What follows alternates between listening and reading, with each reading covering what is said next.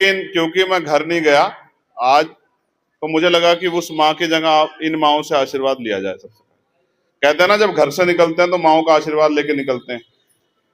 तो आज हम एक बहुत महत्वपूर्ण काम पे निकल रहे हैं।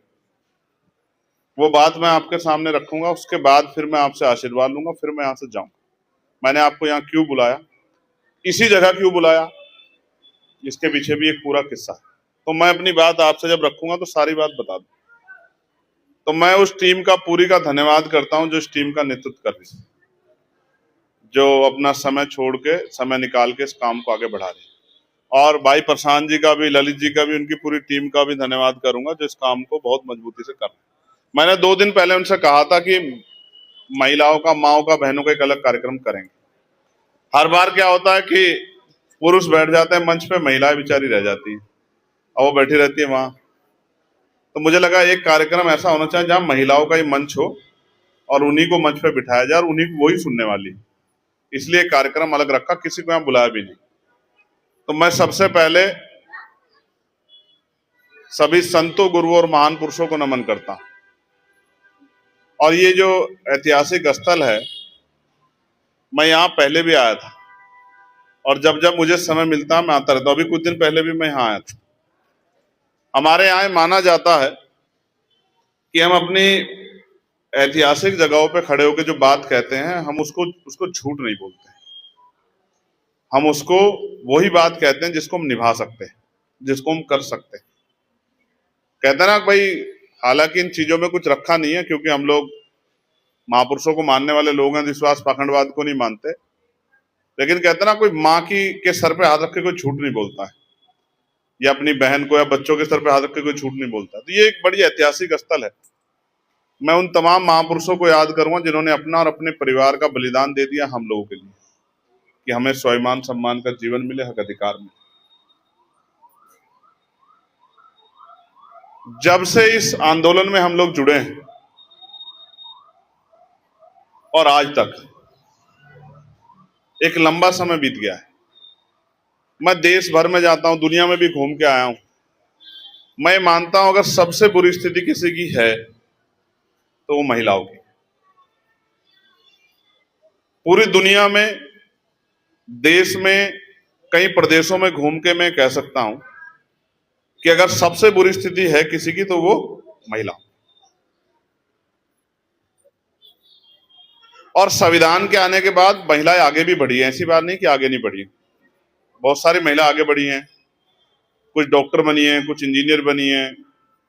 हमारे यहाँ डीएम महिला है, हमारे यहाँ आईडीएम महिला है, कुछ आईएएस आईपीएस भी बनी है, कुछ वकील बनी है, कुछ जज बनी है। जिन्होंने शिक्षा को माना है वो आगे बढ़ी है। और राजनीतिक प्रतिनिधित्व के कारण महिलाओं को जो राजनीतिक प्रतिनिधित्व मिला है, वो गांव के प्रधान भी बनी है, विधायक भी बनी है, सांसद भी बनी है, चेयरमैन भी बनी है, जिला पंचायत सदस्य बनी है, जिला पंचायत के अध्यक्ष भी बनी है। बहुत सारे पदों पे वो गई। लेकिन इस पूरे उसमें घूम के मुझे ऐसा लगा है कि हमारे सारे महापुरुषों ने महिलाओं को अधिकार मिले, इसके लिए सबसे ज्यादा काम किया कि महिलाओं को अधिकार मिले। क्या आज महिलाएं अधिकार प्राप्त कर चुकी हैं? क्या महिलाएं आज अपने मन से अपना जीवन जी पा रही हैं? क्या पढ़ी लिखी महिलाओं को रोजगार मिल रहा है? क्या आज भी न्यूनतम वेतन का लाभ महिलाओं को मिल रहा है? तो जवाब है नहीं। मैं जब देश भर में घूमता हूं तो मुझे महसूस होता है कि अभी भी हमें महिलाओं के लिए ज्यादा काम करने की आवश्यकता है। और महिला का जीवन बदलेगा तो 3 पीढ़ियों का जीवन बदल जाएगा। अगर महिला पढ़ जाएगी, महिला रोजगार हासिल कर लेगी, तो वो अपने मायके के हालात भी बदलेगी। और अगर महिला पढ़ लिख के जिस परिवार में जाएगी, उस ससुराल के भी हालात बदलेगी और फिर अपने आने वाले बच्चों का भविष्य भी अच्छा बनाएगी। और जितने हमारे महापुरुष हैं उनको आप देखोगे, बाबा साहब अंबेडकर हों, राष्ट्रपिता ज्योतिबा फुले हों, छत्रपति साहू जी महाराज हों, शिवाजी महाराज हों, माँ सावित्रीबाई फूले हो, तमाम हमारी महापुरुषों ने, संत गाडगे जी महाराज हो, महिलाओं की शिक्षा, महिलाओं की तरक्की पे ज्यादा काम किया। जब तक महिलाओं के हालात नहीं बदलेंगे तब तक देश के हालात नहीं बदलेंगे। तो महिलाओं के हालात बदलने के लिए बहुत बुनियादी काम करने पड़ेंगे। आज 4 जून है, हम लोग एक यात्रा जो शुरू कर रहे हैं, वो यात्रा हम लोग महिलाओं के साथ साथ पढ़े लिखे बच्चों को, नौजवानों को, पढ़ने वाले बच्चों को, पढ़ने वाली बच्चियों को, किसानों को, मजदूरों को, उन तमाम लोगों को बुनियादी हक देने की यात्रा हम लोग शुरू कर रहे हैं, जिससे उनके जीवन में बदलाव हो। जो मैं करना चाहता था वो मैं अभी तक नहीं कर पाया। उसका कारण क्या है कि आप लोगों ने मुझे आशीर्वाद देके ताकत दे दी, लेकिन देश भर में वो परिवर्तन नहीं हुआ जिस परिवर्तन को हम लोग चाह रहे थे, और वही सत्ता वापस लौट आई। वो सत्ता वापस लौट आई तो जो हम लोग करना चाहते थे वो अपने क्षेत्र में नहीं कर पा रहे। अभी हम पे क्या है, एक कमरे की चाबी है, घर की चाबी नहीं है। उस कमरे की चाबी में हम उस कमरे का भला कर सकते हैं। कहीं सड़क नहीं, सड़क बनवा सकते हैं, कहीं लाइट नहीं लगी, लाइट लगा सकते हैं, कहीं नाली की खराबी है, नाली खराबी ठीक कर सकते हैं, बिजली की व्यवस्था है उसमें थोड़ा सा काम कर सकते हैं। लेकिन जो मुख्य काम है, जिस काम के लिए हमने आंदोलन शुरू किया, महिलाओं को घर पे रोजगार देना, जो पढ़ी लिखी महिलाएं उनको भी और जो नहीं पढ़ी लिखी उनको भी, बच्चों को अच्छी शिक्षा दिलाना, पढ़े लिखे नौजवानों को रोजगार दिलाना, आशा बहनें, आंगनबाड़ी बहनें, भोजन माताएं, पंचायत सहायक, रोजगार सेवक, होमगार्ड की बहनें, पीआरडी की बहनें, उन सबको उचित वेतन और राज्य कर्मचारी का दर्जा दिलाना, वो काम हम नहीं कर पाए। शिक्षा मित्रों को, तमाम उन बहनों को जिनका अधिकार बैठता है, जो यहां काम करती हैं अस्पताल में, आज मजबूरी में 5,000, 7,000, 10,000 रुपए पे काम करने के लिए मजबूर। आप मुझे बताओ, इस बढ़ती महंगाई में जहां सिलेंडर जो है 1,000 रुपए के करीब मिल रहा हो, क्या हम लोग 5,000, 7,000 रुपए में अपना घर चला सकते हैं? न्यूनतम वेजेस हम लोगों ने पार्लियामेंट में लड़कर 753 रुपए लागू करवाया। कितना? लेकिन राज्य सरकार अभी नहीं दे रही है। 753 रुपए किस बात के? चाहे आप खेत में काम करो, चाहे फैक्ट्री में काम करो, चाहे कंपनी में काम करो, चाहे किसी के दुकान पे काम करो, चाहे वो महिला हो या पुरुष हो, चाहे किसी के घर में राजमिस्त्री के काम में करें, चाहे कोल्हू में करें, चाहे भट्टे पे करे, कहीं करे, चाहे उसको 753 रुपए कम से कम मिलेंगे। 753 का मतलब यह कि महीने में कम से कम 20,000 रुपए उनके घर में आएंगे। लेकिन ये सरकारें बीच में अड़के बैठ गई हैं। आज भी मैं जाता हूं ना गांव में, मैं अपनी बताता हूं, मैं और आपको औरों क्या कहूं। मेरी माँ जब हम छोटे थे तो वो खेत से घास लेके आती थी, उस घास को वो भैंस को चारा देके दूध बेच के हमें उसने पढ़ाया, आगे बढ़ाया। आपका दूध जाएगा 50 रुपए और पैकेट का दूध आएगा 100 रुपए का, और दूध कितना? 4 लीटर, 5 लीटर, कुछ आप उसमें से घर रख लोगे। 200-300 रुपए को काम करके 5-6 हजार रुपए में थोड़ा घर आगे बढ़ रहा है। अमीरों के यहां जितना भोजन हम लोग खाते हैं उससे ज्यादा भोजन बच जाता है उनके यहां। उनके जानवर हमसे अच्छा भोजन खाते हैं, उनके जानवरों के लिए एसी लगा हुआ है, गर्मी के सर्दी के लिए हीटर लगा हुआ है, अच्छे गद्दे हैं, अच्छी दवाइयां, और हम लोग गरीबी, बेबसी, लाचारी के जीवन में अपना जीवन यापन कर रहे हैं। हमने 22, 32, 33 मुद्दे बनाए। हमारी बहनों के जरिए वो मुद्दे आप तक पहुंचेंगे, कुछ बहनों ने बताए भी होंगे। मैं आज आपको कह रहा हूं, मेरी बात को गौर से सुन लो, और जो मैं इस गुरु घर में खड़े हो कह रहा हूं, वचन दे कह रहा हूं, जब तक मेरे शरीर में लहू का आखिरी कतरा रहेगा मैं इस काम को पूरा करने के लिए लड़ता रहूंगा। जो बात मैं आज कह रहा हूं आपको, मैं इसको सभा में कहूं तो हो सकता है कि, हालांकि मैं अपनी बात से इधर-उधर नहीं होता, लेकिन अगर मैं सभा में कहता हूं तो हो सकता है उसमें कोई राजनीतिक बात हो, लेकिन मैं गुरु घर में खड़े होकर कह रहा हूं तो मैं वचन दे के कह रहा हूं कि मैं मिट तो सकता हूं लेकिन अपनी बात से पलट नहीं सकता। कक्षा 1 से 12 तक की पढ़ाई मुफ्त करेंगे बच्चों के लिए, बच्चियों की कक्षा 1 से 12 तक की पढ़ाई। और सिर्फ पढ़ाई नहीं, ऐसी पढ़ाई जो प्राइवेट स्कूलों में 2, 3, 4, 5 हजार रुपए दे के मिल रही है, ऐसी पढ़ाई मुफ्त करेंगे। मैं आपको वचन दे कह रहा हूं। आज आपका बच्चा भी अंग्रेजी में बात करेगा, आपका बच्चे भी अंग्रेजी पढ़ के आएगा, और आपका बच्चा भी उन प्राइवेट स्कूलों के बड़े बड़े फीस वाले बच्चों का मुकाबला करेगा। आपका बच्चा भी 12वीं तक पढ़ के और उसके बाद जब वो आगे बढ़ना चाहेगा, मैं तो कह रहा था, परसों मुझसे किसी ने पूछा था, मेरा बस चलेगा तो मैं डॉक्टर की पढ़ाई फ्री कर दूंगा बच्चों के लिए, इंजीनियरिंग की पढ़ाई फ्री कर दूंगा। हम रोजगार नहीं दे सकते ना, सरकार कहती है हम पे रोजगार नहीं है, तो ना आप रोजगार मत दो, आप बच्चों को पढ़ने के लिए छूट दे दो।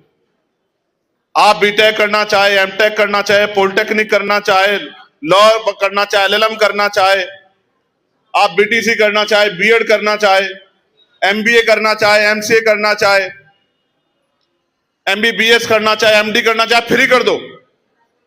आप मत दो रोजगार, आपके रोजगार की जरूरत नहीं है हम पे। अगर सरकार नहीं देखना चाहती गरीबों की तरफ, मत देखे, आप हमारे बच्चे को काबिल बना खड़ा कर दो, पूरी दुनिया में वो रोजगार कर सकता, मैं उस बात की गारंटी दे सकता हूं आपको। पूरी दुनिया में अगर किसी का बच्चा यहाँ डॉक्टर हो और उसके घर में भूख के लिए आटे की या दाल की व्यवस्था ना हो, कोई हाथ उठा के मुझे बताओ। आपके पड़ोसी का बच्चा भी अगर डॉक्टर हो, आपके पड़ोसी का बच्चा भी अगर इंजीनियर हो, आपके पड़ोसी का बच्चा भी अगर वकील हो, आपके पड़ोसी का बच्चा भी अगर पत्रकार हो, आप मुझे कोई एक आदमी बताए कि उनके घर में रोटी के लाले पड़ रहे हैं क्या? मैं बहुत जिम्मेदारी से आपको कह रहा हूं, ये सरकार सब कुछ दे सकती है, शिक्षा नहीं देगी, और हम ये मानते हैं बिना शिक्षा के हमारा भला नहीं होगा। जो बच्चे तैयारी कर रहे हैं कंपटीशन की, उनके लिए हम लोग कोचिंग सेंटर खोलेंगे और मुफ्त कोचिंग सेंटर खोलेंगे, और बेहतर से बेहतर टीचर रख के उनकी परीक्षा की तैयारी करवाएंगे कि उनकी नौकरी के बीच में कोई अड़चन ना आए। मेरी बात को आप याद रखना। हम बड़े बड़े उद्योग धंधे लाके इस क्षेत्र में स्थापित करेंगे, और हर क्षेत्र में स्थापित करेंगे, जिससे घर के पास में ही 18, 20, 25 हजार रुपए का रोजगार बेटियां कर सकें, जिससे उनको कर्ज ना लेना पड़े, जिससे उनको किसी आगे हाथ ना फैलाना पड़े, जिससे उनको किसी और तरह की परेशानी का सामना ना करना पड़े। हम चिकित्सा व्यवस्था को मजबूत करेंगे और गरीबों के हित में करेंगे। आज क्या है, बीमार हो जाएगा, अच्छे डॉक्टर को दिखाना, जान बचानी, तो कहां भागेंगे बताओ ईमानदार? सरकारी अस्पताल में, प्राइवेट अस्पताल में? क्यों नहीं जाते सरकारी में? सरकारी के डॉक्टर की तनख्वाह ज्यादा, क्यों नहीं जाते? पता है क्यों? ना डॉक्टर साहब मिल रहे हैं, ना दवाइयां हैं, ना टेस्ट करते, वो दवाइयां बाहर से लिख देते हैं, ना सुविधाएं हैं, ना बिजली का पंखा है, ना एसी है, ना अस्पताल में बैठने की जगह है, ना नर्स है भी हमारी बहन, ना कंपाउंडर है। दवाइयों के जो मानक इतने घटिया क्वालिटी के हैं कि उनसे आदमी इलाज की जगह, ठीक की जगह बीमार हो जाए। ये सारी चीजें बदलनी पड़ेंगी, क्योंकि अगर ये नहीं बदली तो गरीबों को उनके बजट में इलाज नहीं मिलेगा, और इलाज नहीं मिलेगा तो पैसे की कमी के कारण लोगों की जान जाती रहे, किसी को कोई फर्क नहीं पड़ेगा। इसलिए इसको बदलना पड़ेगा। बताओ, बदलना पड़ेगा नहीं पड़ेगा? बताओ। आप नहीं चाहते कि आपको आप चाहते आपको उधार लेना पड़े अपने बच्चों किसी के इलाज के लिए? मैं तो सदगुरु जी से प्रार्थना करूंगा कि आपके यहाँ कोई बीमारी ना हो, लेकिन अगर बीमार हो जाए तो किसी की जेब भी तो ना कटे ना। हम सारा पैसा लगा देते हैं परिवार के ऊपर, कैसे? इलाज में, और हमारा आदमी भी नहीं बचता, और हमारा पैसा भी सब कुछ चला जाता है, हमारी जमीन भी चली जाती है, हमारे गहने भी चले जाते हैं। कब तक जेब कटती रहेगी? मैं आपको फिर कह रहा हूं, मैंने कहा आशा, आंगनबाड़ी, भोजन माता, पंचायत सहायक, जितनी बहनें हैं, जो बहनें आज 2000, 2500, 3000, आशा बहनों से पूछ लेना, 5000 में काम करती है, 1 साल रुक जाओ, ताकत बनने दो, 20,000 रुपए से कम वेतन नहीं होगा किसी का। मेरी बात को आप याद रखना। और मैंने फिर कहा, न्यूनतम वेजेस लागू करा देंगे। हम एडी चोटी का जोड़ लगा लें, गर्मी से नहीं डरते हम। अभी देखो कितनी शानदार गर्मी, इसी गर्मी में हम लोग संघर्ष करेंगे। देखो, मैं आज कह रहा हूं, अगर मुझे अपनी जान की या मेरे साथियों को अपनी जान की परवाह होती तो हम गर्मी में नहीं धक्के खा रहे होते। हमें अच्छी रोटी मिल रही है, लेकिन जब हमारे पड़ोस में हम देखते हैं कि हमारे परिवार को अच्छी रोटी नहीं मिल रही तो हमें तकलीफ होती है। जब हम इस बात को लड़ रहे हैं तो ये सरकारें हमारे खिलाफ लड़ रही हैं। आज क्या हो रहा है, हमारे बैनर फाड़ दिए, हमारी बसें रोक रहे हैं। आपने देखा नहीं देखा? बसें रोक रहे हैं। क्यों रोक रहे हैं? हम कोई अपराध कर रहे हैं क्या? क्या हम पहले हैं ऐसा आदमी जो कोई कार्यक्रम कर रहे हैं? आप समझो, ये इतना जुल्म कर रहे हैं। परमिशन, हमारी परमिशन की कॉपी दबा के बैठे हैं और ये हमें डरा रहे हैं। इनके मुकदमों डर रहे हैं क्या हम लोग? जब हमें जान की परवाह नहीं, मुकदमे की परवाह करेंगे हम लोग? ये लड़ाई हमारे लोगों के हक अधिकार की है। हम इसको जीवन का एक एक कतरा लगा के भी इसको लड़ाई को लड़ेंगे हम लोग। मैंने आज कहा है, अगर सुरक्षा छोड़नी पड़े, घर छोड़ना पड़े, सारे सुख त्यागने पड़े, सब करके भी मैं इस लड़ाई को आपके सहयोग से लड़ूंगा। और मैं आपसे सिर्फ और सिर्फ, आपने मुझे इज्जत दी, आपने मुझे सम्मान दिया, मेरे सर पे हाथ रखा, मुझे पैसे भी दिए, चुनाव भी लड़ाया, मेरे लिए मेहनत भी की। मेरा फर्ज बनता है कि मैं उस कर्ज को उतारूं। मैं रोज लड़ता हूं। एक बिजली के बिल का विषय आया था जो मेरे हाथ में, जो लोग पढ़े लिखे लोग वो जानते हैं मैं लोकसभा में क्या कर सकता हूं। आपके यहाँ प्रीपेड मीटर लग रहे थे, जबरदस्ती लग रहे थे ना?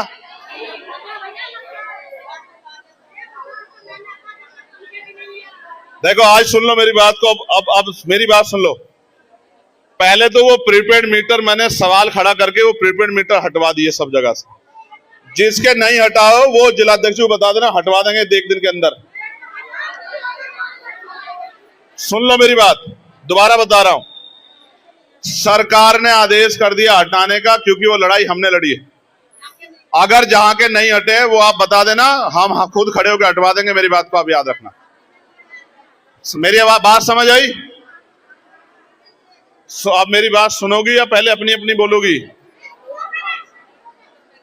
आपस में बात मत करो, मेरी बात सुनो। जिसका बिजली का प्रीपेड मीटर नहीं हटा, दो तरह के मीटर है, एक है स्मार्ट मीटर, एक है प्रीपेड मीटर। सुन लो पहले। स्मार्ट मीटर क्या है? महीने के बाद आके वो रीडिंग चेक करेंगे और जितनी रीडिंग है उसका बिल आपसे कहेंगे कि भुगतान कर दो। स्मार्ट मीटर क्या है? अब मेरी बात सुन लेना, मुझे बता लेने दे। स्मार्ट प्रीपेड मीटर वो है, हालांकि वो भी स्मार्ट ही, ये भी स्मार्ट ही। इसमें क्या है, आपको पहले पैसा जमा करना पड़ेगा, जैसे मोबाइल से रिचार्ज होता है, और जिस समय रिचार्ज खत्म बिजली गुल। अगर आपने आज कमाई नहीं की, आपकी जेब में पैसा नहीं है, रिचार्ज खत्म हो गया, तो आपकी बिजली, समझे? ये है प्रीपेड मीटर।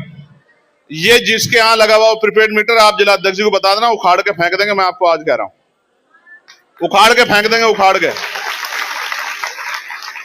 ये प्रीपेड स्मार्ट मीटर जिसके यहां लगा हो, इनको बता देना, प्रशांत भाई को, मैं वचन देख कह रहा हूं, उसको उखड़वा के फेंकवा देंगे, याद रखना। और सुनो, काल खोल के आपस में मत बात करो।